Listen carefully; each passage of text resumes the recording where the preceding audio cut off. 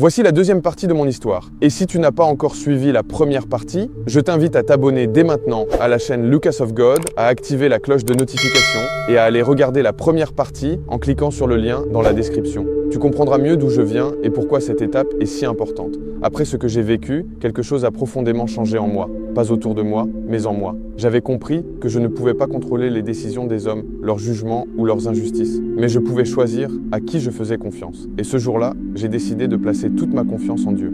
Je continuais à me rendre au travail chaque matin. Les mêmes tâches pénibles, les mêmes conditions difficiles, les mêmes regards qui me rappelaient que je n'étais qu'un manœuvre. Extérieurement, rien ne semblait évoluer, mais intérieurement, ma posture avait changé. Je priais moins pour que Dieu me fasse sortir rapidement de cette situation et davantage pour qu'il me donne la force, la patience et la sagesse pour traverser cette saison sans perdre ma foi. Il m'arrivait de me lever très tôt avant d'aller travailler simplement pour prier. Pas avec de grands discours, mais avec des paroles sincères. Seigneur, tu vois, Seigneur, tu sais, Seigneur, je te fais confiance. Je méditais souvent cette vérité. Dieu ne travaille jamais dans la précipitation. Il agit au temps marqué.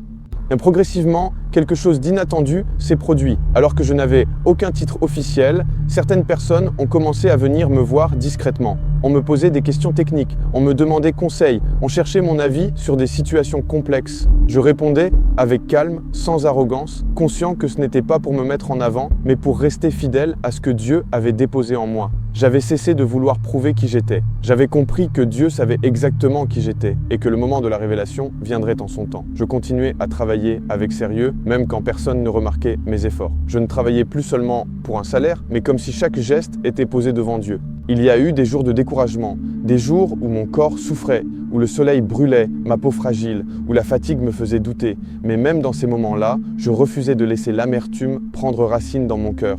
Je me rappelais que Dieu élève souvent ceux que les hommes oublient et qu'il forme en silence ceux qu'il prépare pour quelque chose de plus grand. Et c'est là que j'ai commencé à sentir un changement, pas encore clair, pas encore visible, mais réel, comme une atmosphère qui évolue. Comme si Dieu commençait à aligner des circonstances, des personnes et des opportunités sans me demander mon avis, sans m'expliquer son plan. Je ne savais pas encore comment les choses allaient se faire.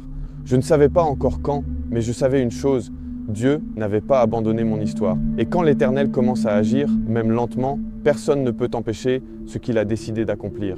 La troisième partie va marquer un tournant décisif. Une porte va s'ouvrir là où je ne l'attendais pas et une décision va tout changer. Si tu veux découvrir cette suite, abonne-toi à la chaîne Lucas of God, active la cloche de notification et reste connecté. Cette histoire est la preuve que Dieu travaille souvent en silence, avant de parler avec puissance.